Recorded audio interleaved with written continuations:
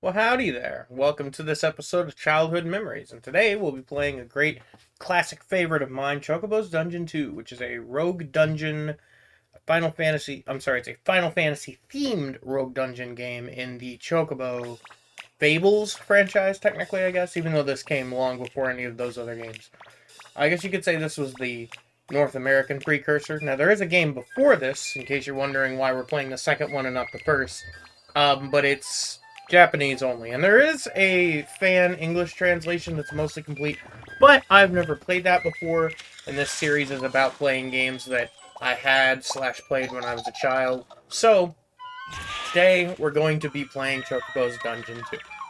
Now, Chocobo's Dungeon 2, like I said before, is my all-time favorite game. It was the first game I ever owned when I was about 6 or 7 years old, give or take. I don't really remember. But I've loved it ever since then. I've went back and replayed it a dozen times. I've beaten it several times from start to finish. I've done the post game. I love it. I've never completed it, but I have played it for too many hours. But anyway, today we're going to be going through and just sort of exploring the game, and I've got a time frame figured out. I'm fairly certain this will probably take about an hour and a half to get to the point that I want to get to. Now the game's split up into certain segments, and we'll be doing the first segment, which is the starting dungeon, and we'll make our way to the village, which comes after the starting dungeon, and we'll probably wrap it up there for now, because it's probably best to do it in segments instead of just a certain amount of time. So those of you that have played this before know what part I'm talking about. Those of you that don't worry about it, we'll get to it. By the way, this opening cutscene, don't worry if you're confused. We'll get to that much later. This is going to be a multi-part episode, by the way. There's going to be quite a few videos to this air quotes episode. Because this game is going to take a while to finish. Now, why did I do this one immediately after the last video if I knew it was going to take so long? Well, number one, this is my favorite game, and I really couldn't wait to get to it. And number two, I just didn't really feel like playing anything else right now. Now, I could have taken the easy route and done something easy off of my list of games to do, but nah, I ain't about that. I'd rather do something I enjoy, which is pretty much what this whole series is about anyway. So, you know. Okay, let me actually get my window active there. Alrighty, let's do this. It's been a few years since I went back and replayed this game, so might be a little bit rusty, but I still remember pretty much everything about it. I mean, I don't think it's unfair to say I've played probably 1,500 hours of this game just since I was a kid. I've played a lot of this game, and I still love it. But, anymore, I find it kind of hard to play for long periods of time just because I've played it so much, like with Skyrim I was talking about before. But we're going to try to remedy that by playing through the entire game, not today, of course, but in the next couple of weeks. So now we've got the choice to name one of our two main characters. Default name is Mog, and we're going to leave it that since we're on original. But anyway, Mog and Chocobo are explorers, and Mog is obsessed with finding treasure, and they wander around, and they've come to this mysterious dungeon.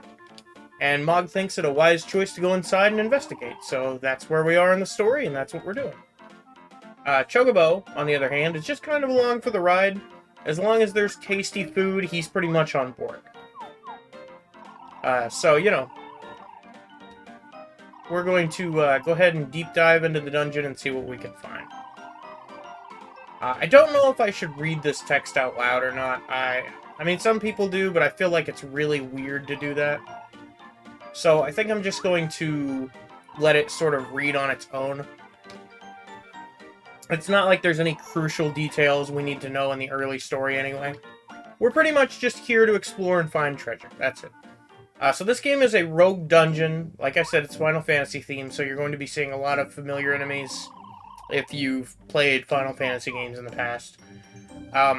And it works on a couple mechanics. So first off, you have health, obviously. You take damage, you lose health. Health reaches 0, you get booted out of the dungeon. If you get booted out of the dungeon, you lose all of your items and money you were carrying. So it's a little punishing. Now later on, we'll be able to actually bank those items at a bank. We'll be able to save our items later on after we get out of the first dungeon. But for now, we have no way to do that. So if we die in the dungeon now, we're going to lose everything. However, your level, which increases your attack and defense, stays the same. Now you might notice there's a couple things on the top there. There's 1F, which is for the first floor. LV1, level 1, HP 35 out of 35 is our max HP and our minimum, or our current HP out of our max HP, and the 100%. Now, if you're not familiar with rogue dungeon games, a lot of the times there's a mechanic to keep you from wandering around the same floor repeatedly, because enemies spawn infinitely, enemies provide experience when beaten, therefore you could just gain infinite experience. So on here, you have two mechanics to keep you from wandering around the same floor forever. The first mechanic is energy. As you adventure, as you attack and do different things, your energy slowly, gradually depletes from 100% to 0. When it reaches 0, you start losing 1 HP per step.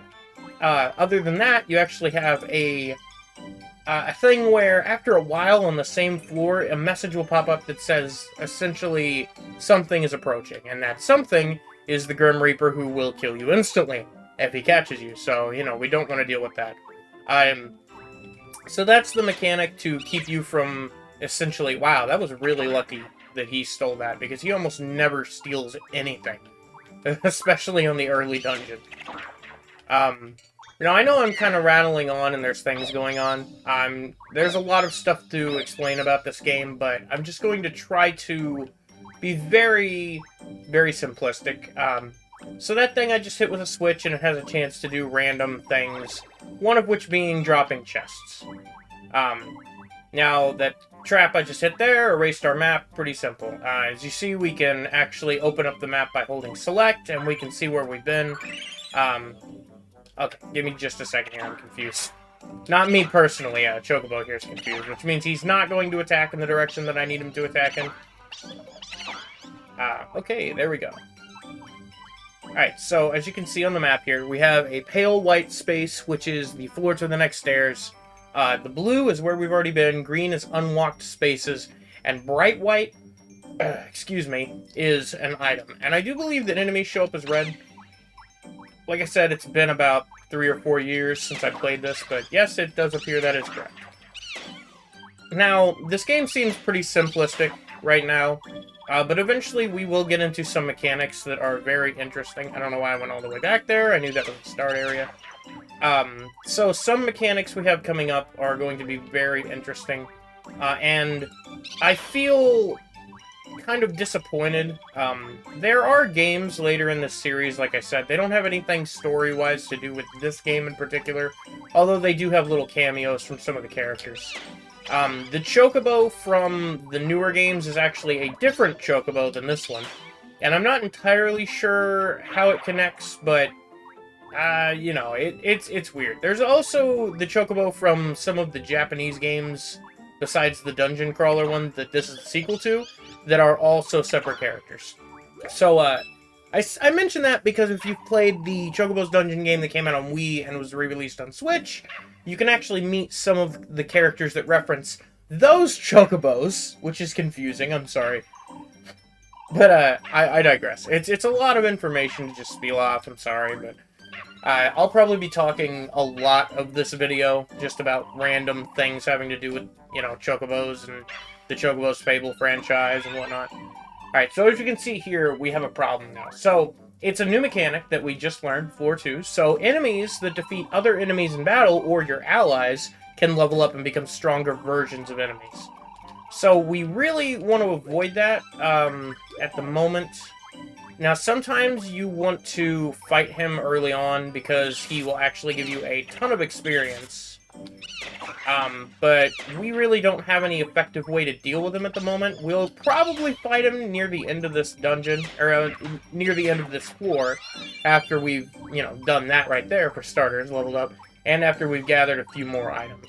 We'll try to track down that goblin, or dark goblin, whatever its name is. I don't remember all of the names of the evolved enemies, but we'll try to track that guy down and beat him to get the experience. But first, we want to try to find a few items. We might actually be able to do it now. We've got enough books, and books are your main ranged attack. So, I'll show you right quick. We have 3 books currently, Blizzard, Arrow, and Drain, and each one does a different sort of magic.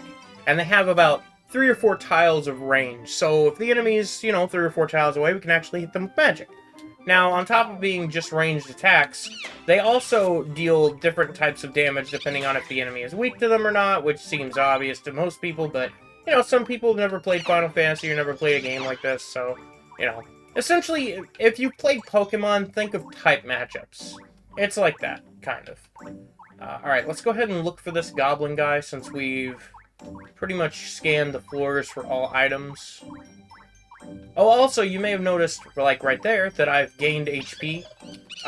As your energy goes down, you actually gain some HP back. So, as you can see here, our HP recovery rate is 20 turns, and our energy loss rate is 30 turns. So every 20 turns, we will gain an HP. Every 30 turns, we'll lose 1 max it.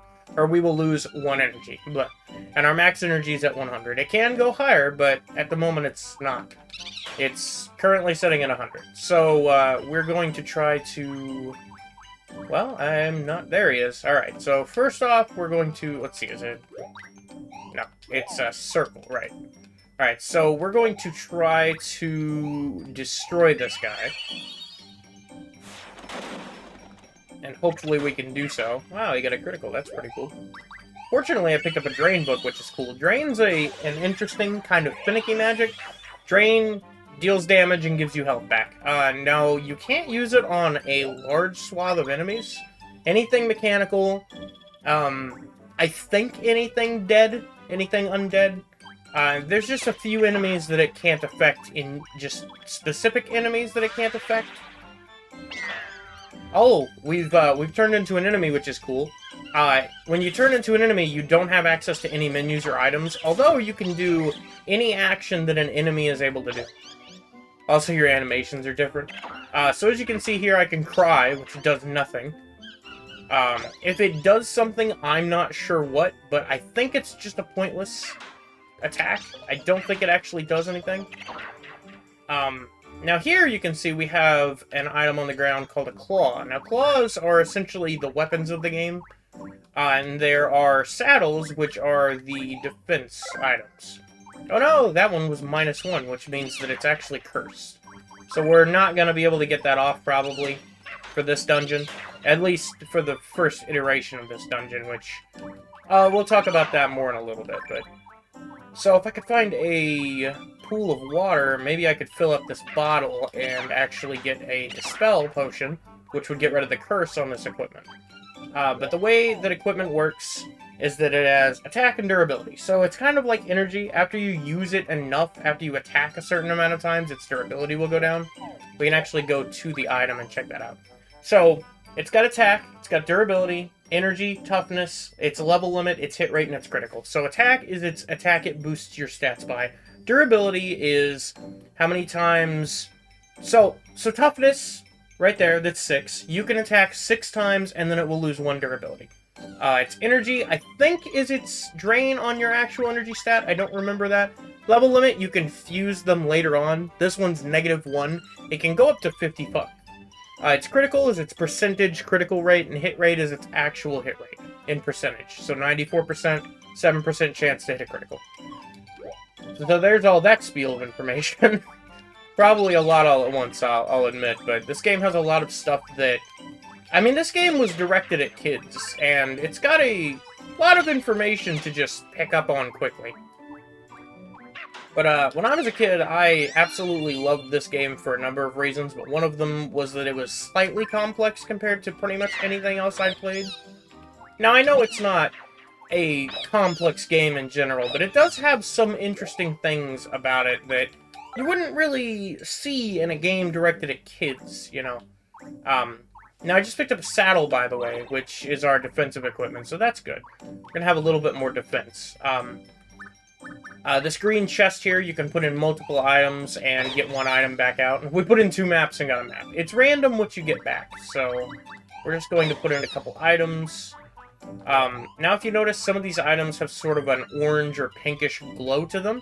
That means that they are unidentified. We do not know what they do or what their stats are. After we use them, they will become identified. So if we pick up another one, for instance, if I had 2 potions, didn't know what they were, used one, I would then know automatically what the other one was. So let's go ahead and use this card. It wants us to use it on something, so we're going to use it on an item. It's an identify card. So it could have been a... our best bet was to use it on equipment, because it could have been something that boosted our equipment permanently. Which would have been very nice in the beginning of the game, especially since we have equipped a cursed item. Alright. These little goblin dudes. So, I mentioned earlier that it was really interesting that Mog actually stole something. Each character you're allied with has their regular attack and an action they can do. So, Mog's is stealing. But you'd be forgiven for never knowing that he actually does that, because it's such a low chance that he'll do it, that sometimes he just doesn't do it on the entire dungeon. So, you know, ooh, it's a cantrip book, nice. Cantrip books are, they're magic books that have a... Okay, they're magic books that do a random status effect to your enemies. I'm sorry it took me so much to get that out, but... yeah, another invisible trap, cool. So it's pretty cool that actually there are a lot of beneficial traps in this dungeon, or in any of the dungeons, actually. There are quite a few beneficial traps, which is pretty cool. These guys are so annoying. They throw nuts at range, but also they have a chance to confuse you. Okay, so something I may not have mentioned yet, I'm pretty sure I didn't, is that, as you can see, each enemy has a little bar beneath them. So, I just attacked, and it filled halfway in red. So, it's called the ATB gauge, and what it is, as you do actions, an enemy's ATB gauge will fill, and when it's full, then they get an action. Kind of like in some of the early Final Fantasy games.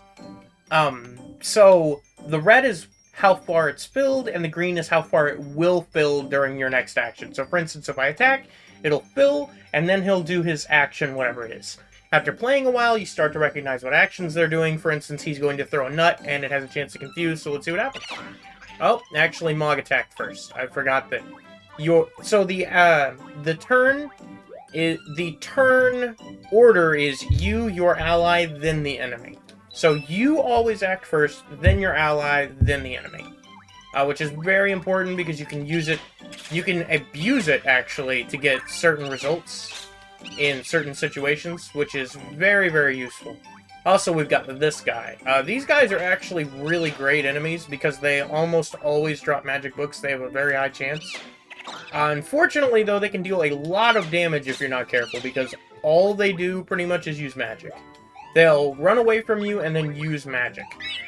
They can physically attack, but they don't very often unless they're forced to. Oh, look at that, a stove already? Dang, that's cool. Alright, so we're going to try... Oh, right, it's cursed, I'm dumb. So if I could get another saddle or claw, we could actually fuse them together in that stove. Alright, we're gonna try to... of course it's confusion. Why wouldn't it be? Alright. Alright, let's get rid of some items here. We don't need either of these, because this dungeon's about to be over already. Awesome, we got another wood claw. Now, I don't know what either of these do, but we're going to combine them together anyway. So the deal with the pattern thing is, you can pick essentially which claw or saddle is the dominant one. So let's say I have a claw that's a fire claw and a claw that's an ice claw. So I can choose which pattern I want so that one is the dominant one so that it has the majority of the stats. It sort of averages them together and then chooses a bonus based on which one is the dominant one. As you can see, we don't know which one will be which because they're both unidentified.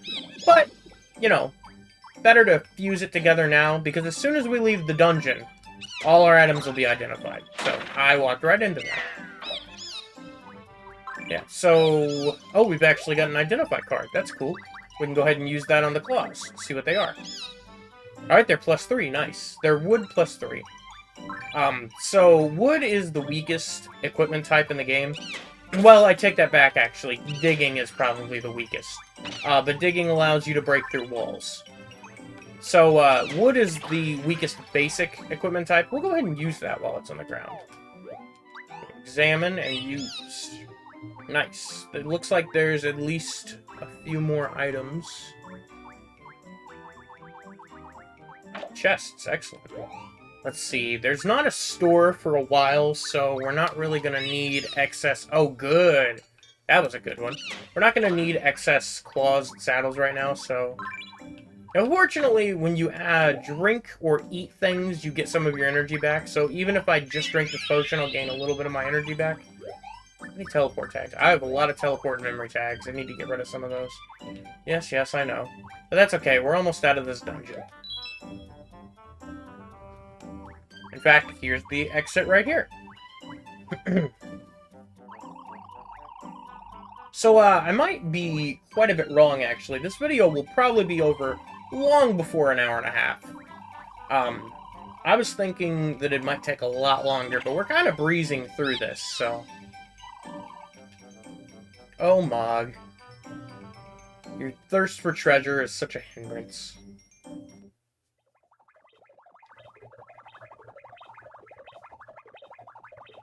Oh, there he is. I always thought this animation coming up looked weird. When I was a kid, I thought that those were his arms instead of his legs. Because I was a dumb idiot kid. Oh, here we go. Here's our first real cutscene.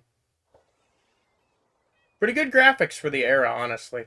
But, you know, it was by Square, so that's not surprising. Excuse me.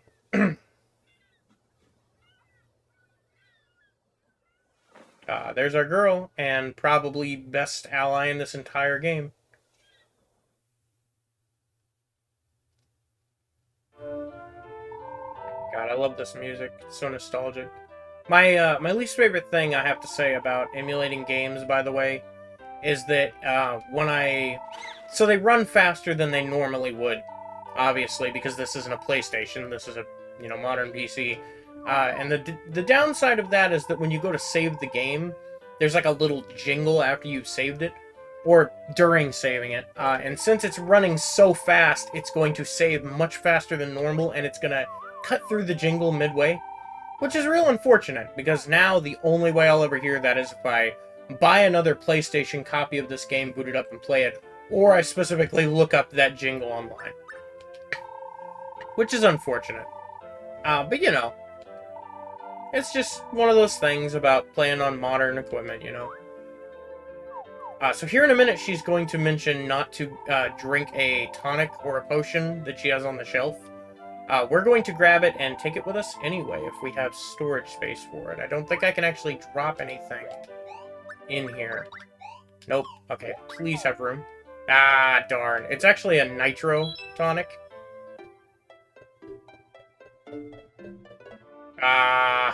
Anyway, it's a nitro tonic, which actually deals a set amount of damage, which would have been nice to have for the boss, but, you know, I should have thought about that before I actually went in there, you know. But I wasn't sure if it was floor 6 or floor 7. Now I realize it's floor 7, though, because there's actually a aesthetic change on floor 7, so... Alright. We're going to be saving all this magic that we can, because the boss coming up is actually a little difficult.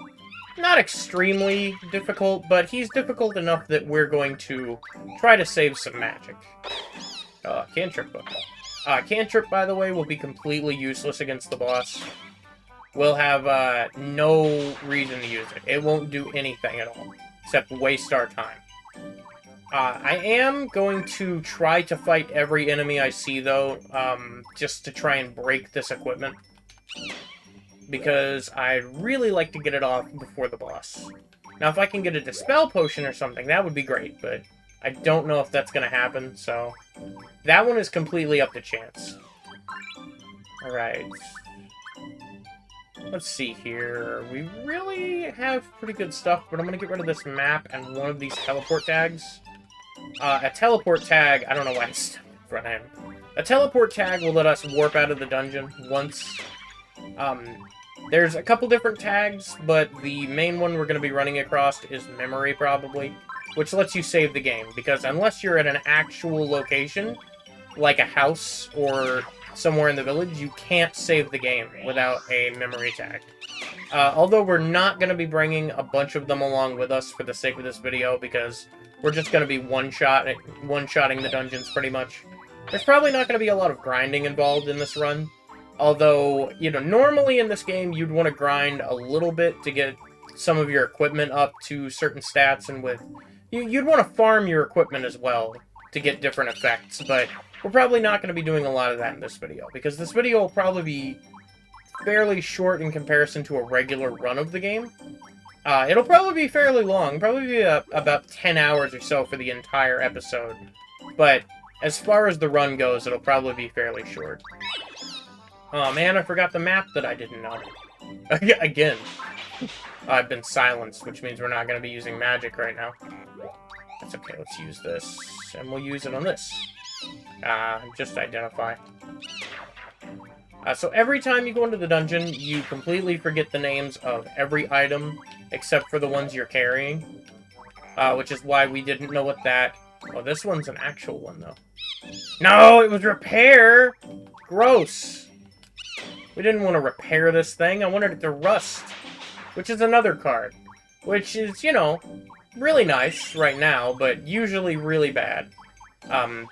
Although there is a good reason for your equipment breaking. If your equipment has been risen in level enough, you actually get an item when it breaks. An item that is very hard to obtain otherwise. Comes in a lot of varieties. They're called feathers. Now, feathers give you passive boosts, like extra energy or extra health regeneration or whatever, but also can be used to summon the game's summons, or their eidolons, or whatever you call them. That guy right there, spooky's heck when I was a kid. And we'll come to that in just a moment, because we're going to be hitting Floor 7 soon. But when I was a kid, Floor 7 and beyond spooked the crap out of me, and we'll see. We'll see in a little bit why. But anyway, I digress. Feathers are a very integral part of the gameplay, and are very, very useful. Although they take a long time to get, and there's no guarantee of what feather you'll get on certain... Well, no, that's wrong. I take that back. Through farming, you can actually gain specific feathers. So, you know, there's that. There's also summon stones, which we can get, which act as a proxy, essentially. Summon stones will be using more than feathers, because if you use a feather to summon one of the eidolons, and then the eidolon dies, you lose that feather permanently. So, we don't want that to happen. Although, if that does happen, they actually do their special attack and deal a ton of damage. So, it's kind of a trade-off. You lose the feather, meaning you lose the ally, but you get a big attack in exchange. You generally don't want to do that, though, so we're probably going to stray away from it. There's really never a time where you really want to do that. By the way, this bounce pad thing, when I was a kid, I was obsessed with this bounce pad, because there's either an NPC in the game that says something about a bounce pad, or someone I knew said something about the bounce pad.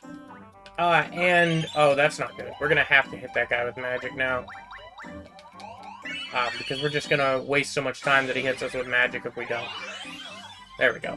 Anyway, so somebody I knew said something about the bounce pad, or one of the NPCs in the game does, and I was almost certain there was a hidden mechanic with it when I was a kid. I still don't know if there is, but I doubt it. I'm sure there's probably not, but as a kid, like I said, I was obsessed with it. Hey, 3 Thunder books in a row. That's good, actually. We need some of those for an event once we hit the village. I'm not sure how many, but I think it's 9.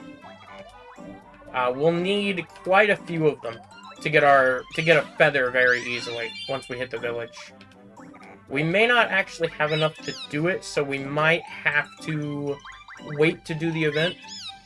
Geyser card. That would have came in handy in a minute if I could actually find a spring. Let's drop the plump nut and our memory tag. Like I said, we're not going to need memory tags a lot for this run, so it's not really going to matter. I'm sorry if this seems kind of ingenuine with me not reading the texts of the characters. But I feel kind of awkward doing that myself. And also, I've played this game so many times that I don't know, it's weird. It's very weird. Hey, eye drops. That's not very useful right now, but... Potion. Yeah, we'll leave that potion there for a minute. We might come back and use it. Never mind. Actually, we'll go use it right quick. It'll only recover, like, 3 health, but that's fine. More than 0. And we'll get an empty bottle. Oh, that reminds me. I need to kill something on this next floor with an empty bottle. Alright, there's our girl right there. I sure do.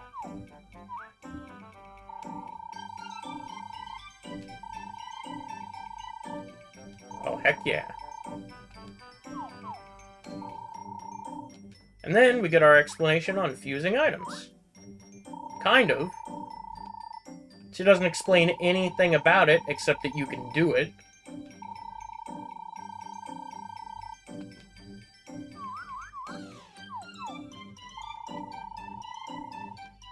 Yeah, I do. I've already done it. I'm not sure, but I think that's actually an optional text there.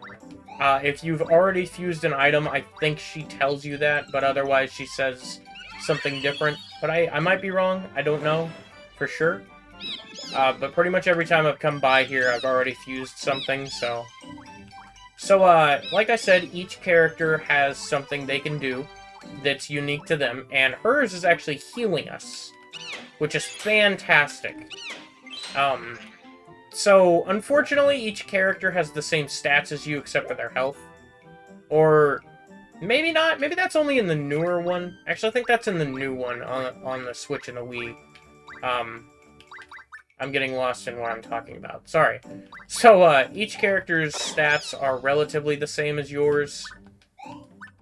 We're gonna keep our teleport tag just in case we need it and get rid of eye drops. More wood claws. Good. Too bad I can't equip them right now to see what they are. After you equip a piece of equipment, you find out what its stats are. It identifies it for you. But the downside to that is if it's cursed, cough cough, it is now equipped to you until you get the curse removed. Which is real unfortunate. Alright, so like I was saying when I first got to this floor, I need to kill something with a bottle for a quest coming up. Oh, that's perfect. Okay. Alright, so they have very, very small amounts of HP. This should get it right here, though. Perfect. Alright, so we've got our first Essence. So Essence, when you pick it up, is always unidentified. But Essence has a unique effect, like... not exactly unique, but it has really, really good effects for the early game. And you don't really learn about getting Essence until you get to the next area, which is the village. So, pretty much, they're really, really good items that require you to kill the enemy with an empty bottle. And that can be very difficult to do because without using an identify tag on an enemy, you have no clue what their HP is. Unless you, unless you find out later through a different means. But it's very difficult to tell without extensive gameplay how much HP they have to actually get the essence. We're not going to use that. We're just going to empty it out. Oh, also, you can rename items that are unidentified sometimes, so it's pretty silly. I don't know why you'd ever want to do that, because there's really no point in it. But, you know, whatever, it's just interesting that you can do it. Now here is the part that always scared the crap out of me when I was a kid. So I'm sure you're thinking, Jake, why did this scare you? This is a bad game on the PS1. So this scared me. Hey, level up circle, very nice. Very low chance to hit one of those. So, this always scared me because, first off, it looks spooky. It's all, you know, earthy, and there's rocks everywhere, and it's all broken. Then, the music changes. Also, you have a very strong enemy that appears in this guy right here. Now, something I didn't know when I was younger. Well, no, yeah, I did. Yeah, because it's simple to understand. I must have known. So, if you run away from that guy, he'll actually go back to being a pile of bones, which is cool. But you know, he's very spooky. He's very strong. He can kill you rather easily on this stage. He also has a big sword, which is spooky and scary. I don't want to get hit with a big sword. Oh, magic power raised here. If we use magic while standing in this, will deal more damage. So as you can see, there's a little purple item outside the map here. If we had a set of digging claws, we could get to that. And it would either be an item or it would be an enemy. Now, it could possibly be a crystal item. And crystal items are very, very strong in the early game. We're going to pick up these iron claws, because iron is very, very good early game. We're going to not use that, and we're going to fuse it with this, and see what we get. We won't know for sure unless we have an identify tag, but that's okay. That came out as wood. That sucks. I should have just used the identify on the iron claws, because it looks like they were just regular iron and didn't have a level to them. Wow, that guy just walked right past me. He didn't even care. Alright, I guess we could go back for that set of claws right quick, because there is going to be a shop in the village. So, we could... Oh, look at that. I'm a bad boy now. Swoosh! Oh, I didn't hit him. Oh, well. Alright, so, oh my god, another level up on the same floor? That's pretty cool. That's pretty rare. So, another reason why this stage scared me a lot when I was a kid is because I was really young. I was either 5, 6, or 7 when I played this. Oh, good job, Shiroma. But you know, that kind of stuff sticks with you a lot. What do they call it? The childhood trauma or whatever? The like meme version? You know, where people talk about like cartoons and movies and stuff that scared them as kids. Like, I think Ralph the Movie Maker made a video where he was like, yeah, Barney. But I think he was serious about it. So I mean, like, you know, kids get scared by all sorts of stuff. And this was just the one thing that made the biggest impact on me. You know? And I mean, it was the first video game I ever played, so... Get him, Shiroma. Alright. So another thing that scared me about this, we'll be seeing real soon. That trap, by the way, drops you to the next floor, so... But, you know, we wanted to go down there and get that item first before we did that. God, this music is so iconic in my brain. So I've got two interesting things to talk about coming up.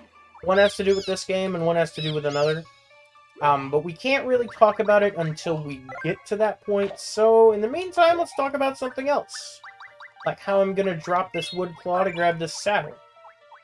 Actually... Let's use our identify card on this wood saddle right quick. Oh, good, it's cursed. Very nice. So we're going to drop that, drop the other one, and get a useless memory tag. Perfect.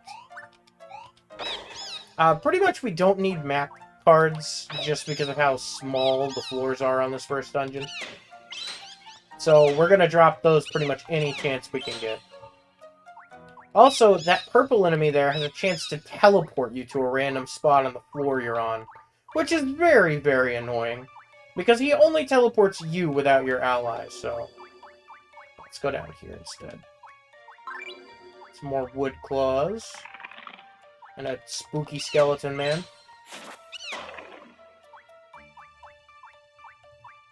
So I'm not sure, but I think that the undead in this actually take damage from healing items. Kind of like the early Final Fantasy games, they take damage from light magic. I guess we could find out right quick. I've got 2 potions. Let me find another skeleton right quick and we'll test this theory. There's one right there. Perfect. Let's find out right quick. Oh yeah, sure does. Nice. So something I'm surprised we haven't really ran into yet is a carry tag. Now as you can see here, I can carry a total of 18 items. If you can find a carry tag, though, it'll expand that amount by 1. Carry tags are probably the rarest normal item in the game. But the way this game works is when you first start the game... Whoop! No! Teleport! Anyway, when you first start the game, you have a certain % chance to find a carry tag on any floor. Then every time you pick up a carry tag, it lowers that chance. So eventually you get to where you can carry, 30, 35 items or whatever, and then you just won't find carry tags anymore. I mean, you can find them, but there's such a low chance that it doesn't matter. I'm just gonna let this transformation wear off before I go any further here. Oh, we picked up a flame claw. That's pretty sick. That's gonna be super useful. Alright, so I think we're ready to go on to the scariest part of this dungeon, for me as a child anyway, which was the boss. Oh, the music stops. There's skulls everywhere and weird green lights. Shiroma comments on how creepy it is.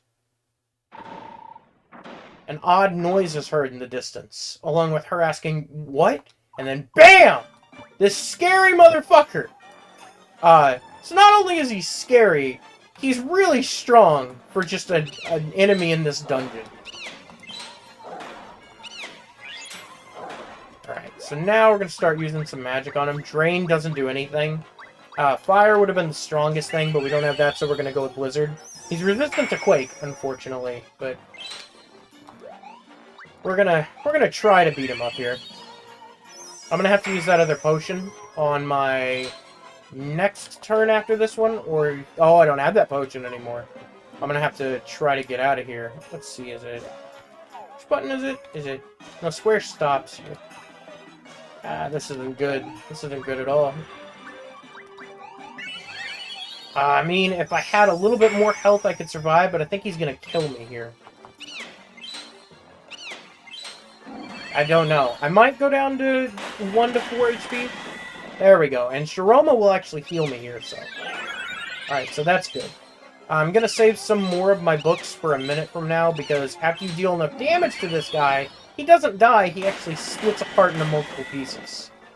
Which is gonna be dangerous. So we need to get away. Now, the heart is the part you want to hit. If you kill the heart, the other parts just die. No problem. But if you... So, if you let the heart survive long enough, it will fuse with the other pieces, and it'll come back to life. With, I'll admit, less HP, but still an annoyingly high amount of HP.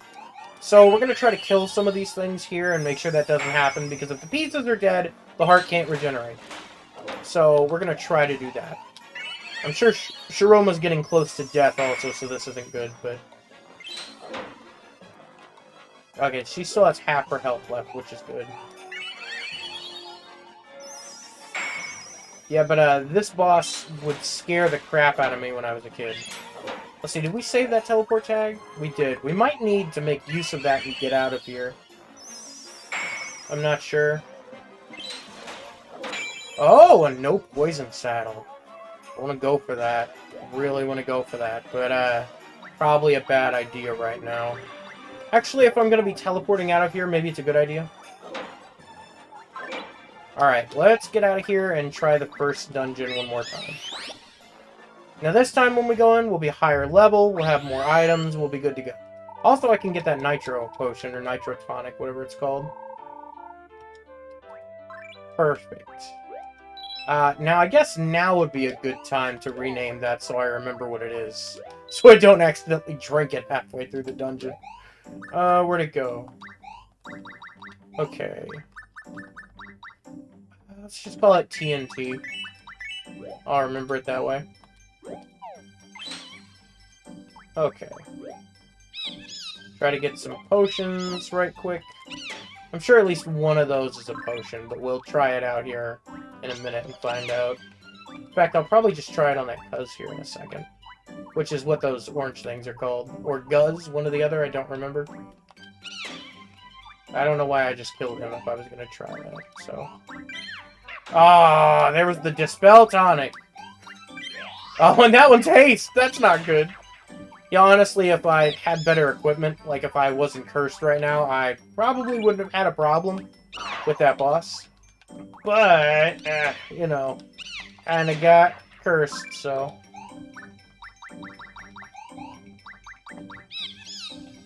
I didn't want to use that on the one I was currently wearing, just in case it was, you know... Just in case it was a repair card. Looks like we got one item on this floor left, so let's go grab it. Let's see, do we have anything we can get rid of? I'm gonna keep that no poison saddle, because not being poisoned is gonna come in handy here in a little bit. Also, it's stronger than wood, so no reason not to keep it. Sells for a lot, you know? No reason to not keep it. In fact, they're both identified, so I could fuse them together.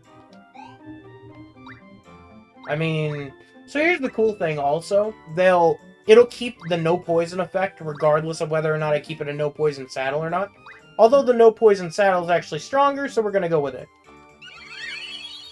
Bump, bump. Perfect. So let's go ahead and equip that bad boy. Yeah! Let's see. The wood claws only have a durability of 11, so... Oh, now they're down to 10, which is even better. So they might break before we get back to the boss. If they don't break before the boss, I might teleport out of here and try the dungeon one more time just so I can have good equipment. Usually, I only run the dungeon once, at most twice, in the beginning of the game. But, I mean, I might do it another time just in case. What am I doing? I need to examine and use. We already know that's explosive, so we're not going to worry about that. Flabby. Eye drops. Oh, that didn't help us get rid of silence, though. So eye drops in this game actually just shows you where traps are on the floor, to that floor. For instance, there's that thing there, but if I hadn't hit that before, we'd be able to see it now. More eye drops. Lost child. Perfect. Perfect.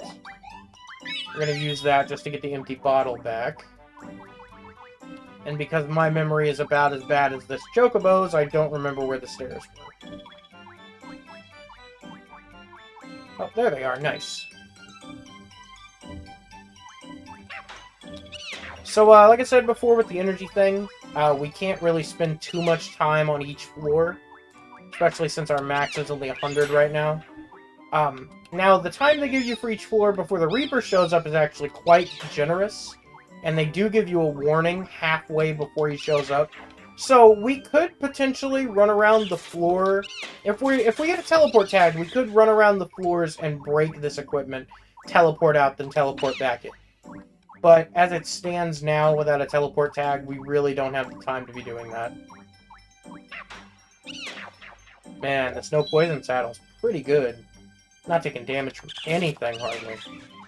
I enjoy that quite a bit. I think we might be able to tank the boss just with this no poison saddle. Oh, good! The only good thing about the sleep card is that you recover HP faster while you're asleep, I think. But it doesn't matter, because I was already at max. So, you know. No, you don't need to get haste. One of the cool things that can happen when you hit a switch is that if there are any enemies on that floor, it has a chance to turn them into items, which is pretty cool for a number of reasons. For instance, there's a floor later on where the stairs will be guarded by statues that come to life and attack you, and they're fairly strong and can use magic. So, if you get the chance, you could lead them to an area that has a switch, and then turn them into items, maybe. Another way you can get out of trouble is by the switch dropping all of the floor tiles in that room to the next floor. Uh-oh. Oh, never mind, he's going that way, we're good. Oh no, I'm tiny, which means I do half damage and take more. Well, that's not good. Alright, there we go. Back to normal. Carry tag. Excellent. Very, very nice. So, if you keep a carry tag until you get to a certain point where there's a merchant and you sell it, you can actually get a lot of money for them. They're worth quite a bit of money. But, we're not going to do that. They're much more useful if you just use them. Oh, didn't mean to do that. Oh no! Fortunately, you can't attack your ally while you're confused. Uh-oh. There we go, it's L1. Yeah, you can actually equip the rocks and bottles. That way you can just have a quick button to kick them, which is pretty nice. It gives you a small damaging ranged attack. And also, in the case of bottles, you can actually use it to get essences, which is super cool. Oh, no, good. There's an up there. There's a way to go up there. So we don't want to be separate from Shiroma for too long because she could manage to get killed while out on her own. And we definitely don't want that to happen. So, we're just going to go ahead and head to the next floor. So I'm thinking that I'll probably just go on to the boss. Honestly, we have a pretty good set of items right now. We don't have any fire books, but that's okay. We've got plenty of other items, and our saddle is pretty good, so... Oily, huh? Ah, yes! Even better. We will definitely be going to the boss. 8, 7 with fire. We're gonna go with the flame claw for now, which is much better, just for the fact that it has fire effects. So we're actually leaving this dungeon with a pretty good set of items right now. A no poison saddle and a flame claw. Those are both fairly rare in this dungeon, so... Let's use this oily and see what it is. Oh, good, poison. Well, I don't take poison, so... You know, whatever. Maybe get one more potion just to be safe if we can get one more. Whoops. So the problem with invisibility for enemies is that your allies will not target them. I mean, you can obviously tell where they are, but your enemy or your ally just can't. So, we're going to pick this up and see if it affects the boss. I don't actually know. I doubt it will because he's a boss, but you never know. If it does, it'll be very, very useful. Always got to chase these guys down. Gotta get that magic. Later on, they'll drop spellbooks. Spellbooks are very, very nice. Spellbooks have some of the strongest damaging ranged moves in the game. So we definitely want to get as many of those as possible. Light claws. Very interesting. Get those light claws. Another memory tag. We don't want that. I'm a frog now, so I can do the best thing in the game. There we go. Anyway. Frogs only have 10 HP if they're not you, so we gotta kind of stick by her and make sure she doesn't die.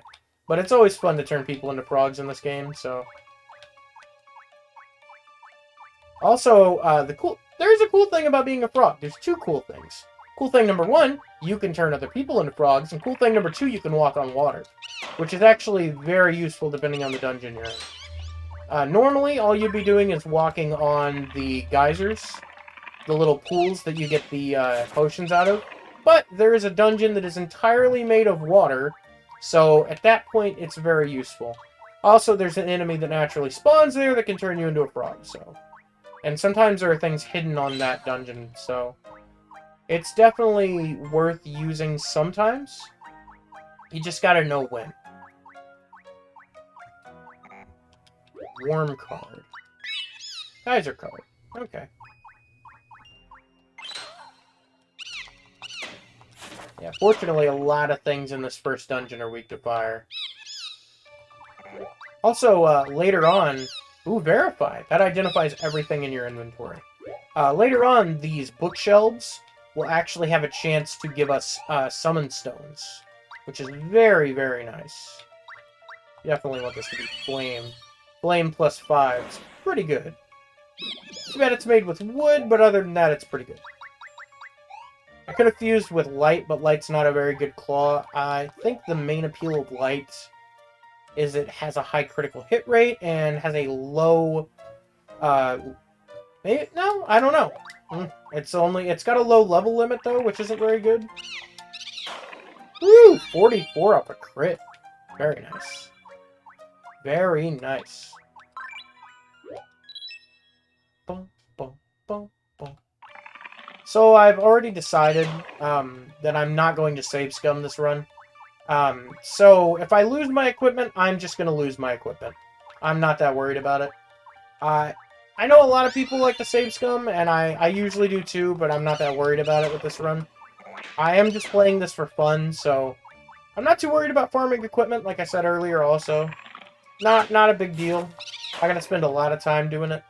Actually, we have no clue what that is, so it could be a repair card. Oh god, that's not good. Yep, that's the guy, that's the Reaper. He kills you pretty much instantly. So, we don't want to get hit by him. I will forsake anything on that floor to not die right now, so... Alright, we've got plenty of good items. We're all set, honestly. The only thing I'd really stop for at this point is more magic, so... If I can find some more magic, I'll take it, like that right there. But, you know... I'm gonna check these immediate areas connecting to the stair room.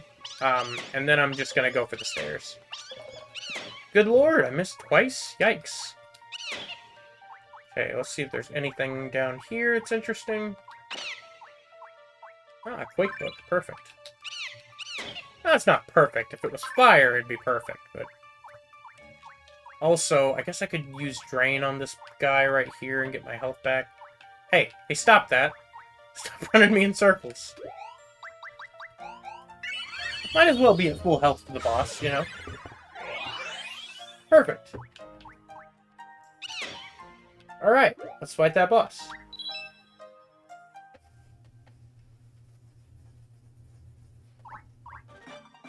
No introduction this time, he's just here, which is fine. Let's beat him up. Look at that, 29 damage. That's crazy. So lucky to find these claws. I might not even need magic at all, honestly. Yeah, look at that! He broke apart before the very first attack. Alright, we're not going to focus on the heart because we have the damage to kill everything else. And these things drop really good items sometimes, so... We're not going to focus on that heart at all right now. We're going to take out these boys, and then we'll deal with it. Look at that, iron gloves. Nice. Alright, now we'll take out the heart. The heart literally does nothing but run away. So, there's no chance at all of it killing us. So, all we gotta do is corner it, and then bam.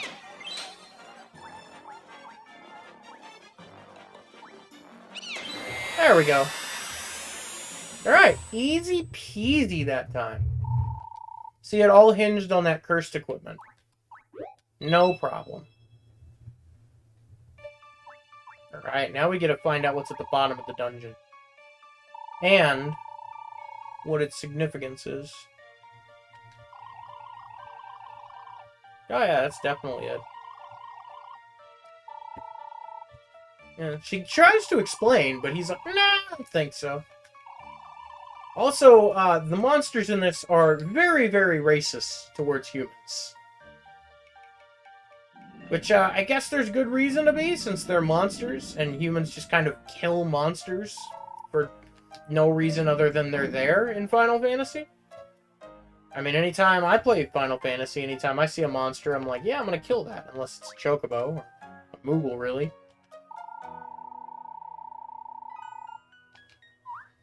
Yeah, but our buddy's in there.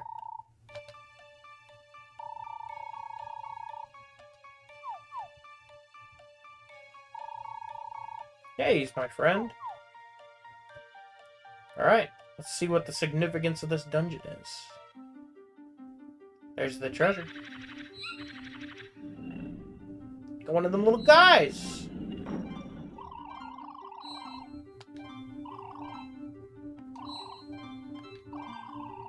Man, Square had some good music in their games. I mean, they still do, I suppose, but...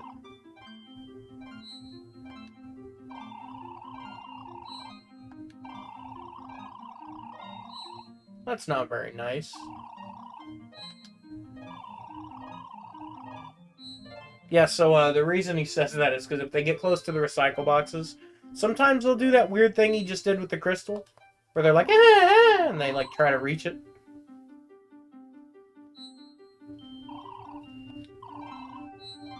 You have wings! Fly!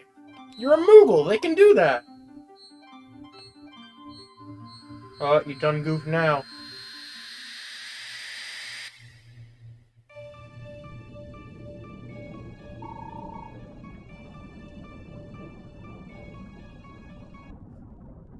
can't be good. And it's not!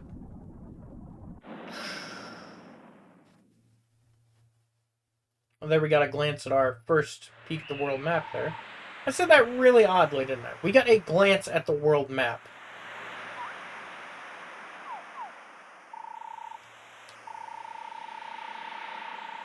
Sure did. Ugh.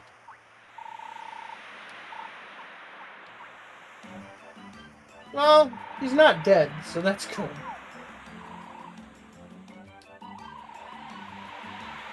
Honestly, I don't know how he survived since he was at the bottom of the dungeon. Trapped in the room, you know? Yeah, that kind of sucks. It's okay, though. She's got a spare. Alright, the village.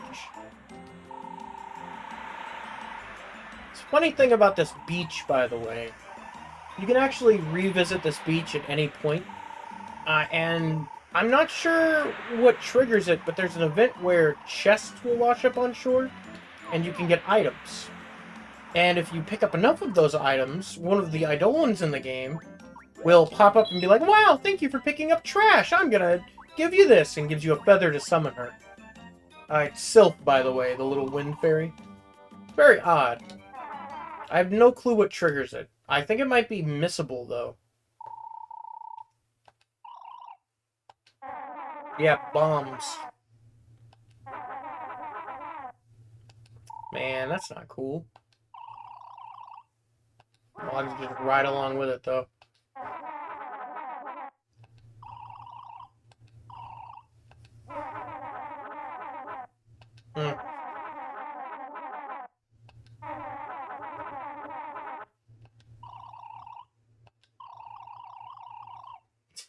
Good, good.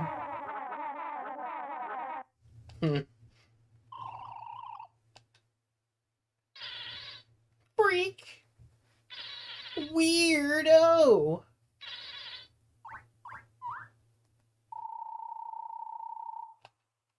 Yeah, I'll go home. It's a home I don't own. That doesn't exist. And here we are at the village. So what we're going to do here is we're going to save the game and we'll explore the village next time. Because there's actually quite a bit to do here before you start the next dungeon. So we're going to go ahead and head to Shiroma's house. Her spare house here. It's okay. So it's better than wandering around with an asshole for the rest of my life. Nah, Mog's okay. Yeah, the weird old man living in the tower, whoever that could be. Alright, let's take a nap. You know, it occurs to me I didn't even use the damage tonic. Alright, so we've saved the game, and for now, it's been, what, an hour or so? Yeah, okay. So that didn't take as long as I thought it would, but, I've got some stuff to do anyway, so I'm not going to be able to play the next part right now. But I'll try to get the next video out sometime in the next few days, maybe even tomorrow, possibly. So, until then, thanks for watching, and this has been the first part of the second episode of Childhood Memories. And goodbye!